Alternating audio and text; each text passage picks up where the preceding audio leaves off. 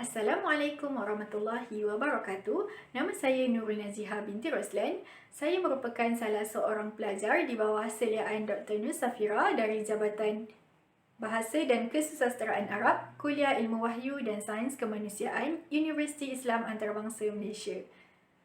Saya akan membentangkan kajian saya yang bertajuk Isu-isu Sosial dalam novel Kindil Umi Hashim yang ditulis oleh Yahya Haki.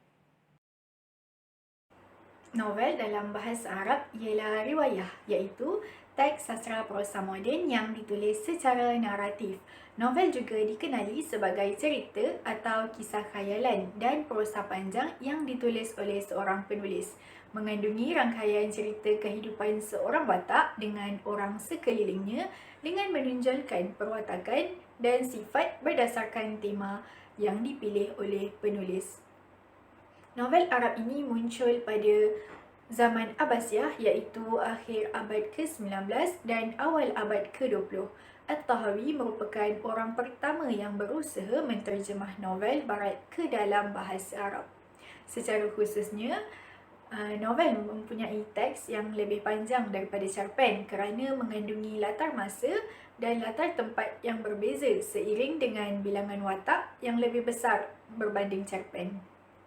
Peristiwa yang dinyatakan kebiasaannya adalah rentetan peristiwa nyata yang biasa terjadi dalam kehidupan manusia dan keadaan masyarakat saat itu. Tujuan kajian ini dilakukan adalah pertama, untuk mengetahui tentang latar belakang penulis iaitu Yahya Haki. Yang kedua, untuk menjelaskan secara ringkas tentang novel Kindil Umi Hashim. Dan yang ketiga, untuk memfokuskan kepada isu-isu sosial yang terdapat dalam novel Kindil Umi Hashim. Pengkaji telah menggunakan kaedah deskriptif dan analisis dalam mengumpul data. Rujukan utama kajian ini ialah novel Kindil Umi Hashim yang ditulis oleh Yahya Haki. Selain itu, pengkaji turut merujuk kajian-kajian lepas untuk mendapatkan maklumat dengan lebih terperinci. Seterusnya, saya akan menjelaskan serba sedikit tentang latar belakang penulis.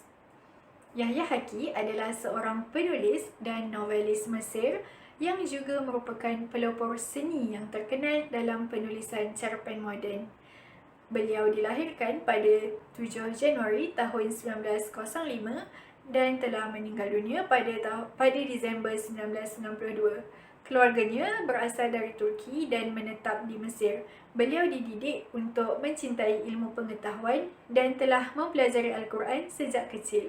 Seterusnya, beliau mendapat pendidikan dan dilatih sebagai peguam. Beliau merupakan graduat Fakulti Undang-Undang dan berkhidmat sebagai penjawat awam seperti penulis yang lain Naqib Mahfuz dan Yusuf Idris.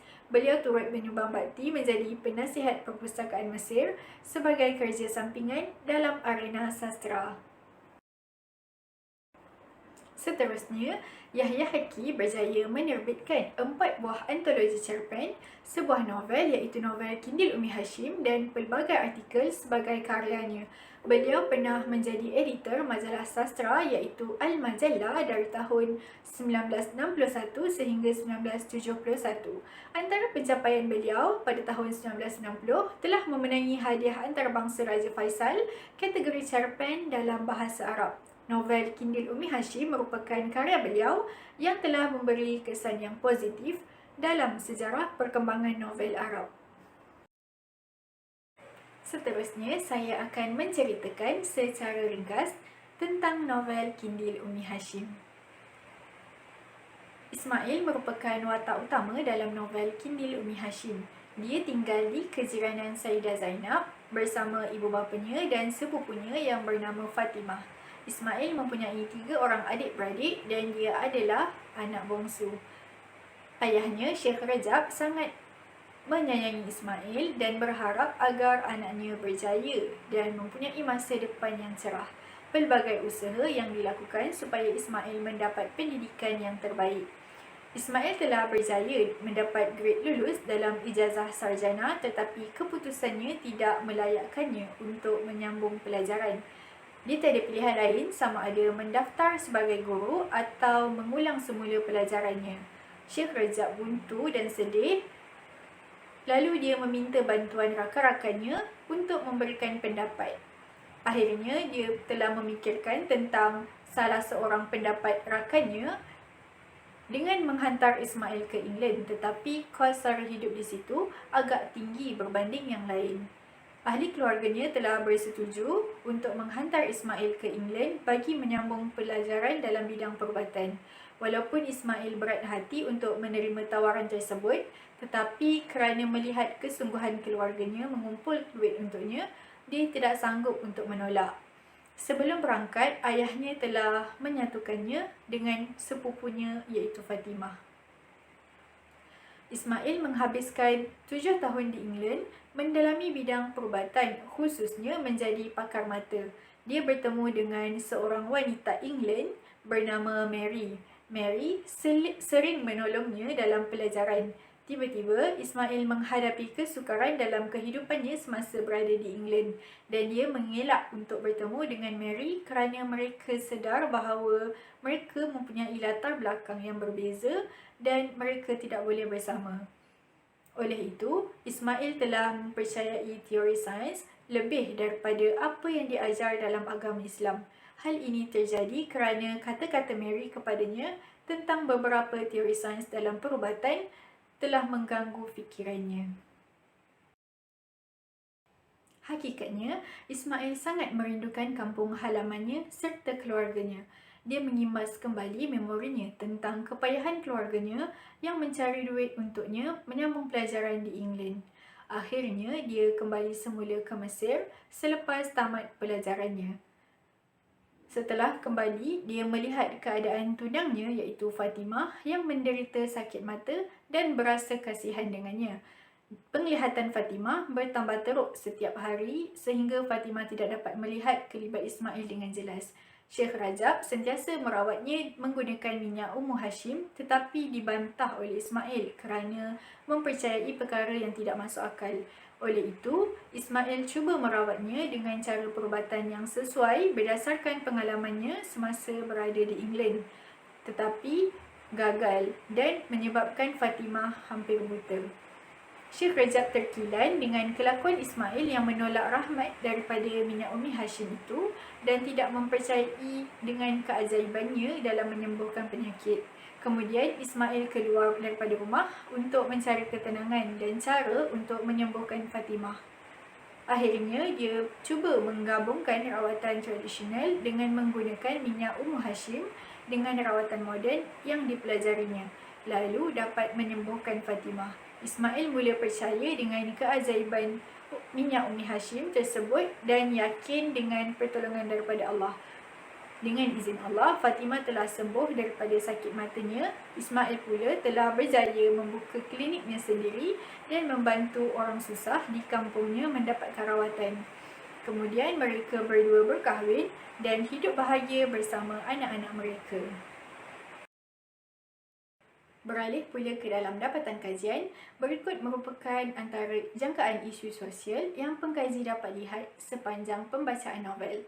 Terdapat isu positif dan negatif yang digambarkan oleh penulis dalam masyarakat Mesir melalui novel ini. Pertama, hormat menghormati. Contoh yang terdapat dalam novel, Ismail menghormati gurunya semasa berada di sekolah dan gurunya juga memuji sikapnya yang baik itu hasil didikan kedua orang tuanya. Dia juga menghormati keputusan ibu bapanya untuk menghantarnya belajar ke England bagi meneruskan cita-citanya. Yang kedua ialah isu kemiskinan. Terdapat ramai pengemis di perkarangan Sayyidah Zainab yang mana menceritakan bahawa terdapat seorang wanita yang membawa roti ke kawasan itu telah diserang oleh pengemis yang kelaparan. Dia pulang dengan perasaan marah terhadap ketamakan pengemis di kawasan itu. Hal ini menunjukkan perkarangan Sayyidah Zainab itu dikelilingi oleh masyarakat yang kurang pendapatan. Akhir sekali ialah isu pendidikan. Seperti yang semua maklum, pendidikan sangat penting dalam masyarakat tidak mengira bangsa dan agama. Semua lapisan masyarakat layak untuk mendapat pendidikan yang sewajarnya. Antara contoh yang terdapat dalam novel ini, ibu bapa Ismail sentiasa memberi galakan dan pendidikan yang terbaik untuk anaknya. Syekh Rajab telah memaksa Ismail mempelajari Al-Quran sejak kecil walaupun takut anaknya membantah, tetapi dia tetap dengan pendiriannya untuk mendidik anaknya belajar daripada kecil. Seterusnya, terdapat juga masyarakat yang tidak mementingkan pendidikan. Sebagai contoh, beberapa pemuda mengeluarkan perkataan yang tidak baik terhadap orang lain. Mereka tidak minat untuk belajar walaupun hadir ke sekolah. Mereka lebih gemar bermain daripada belajar.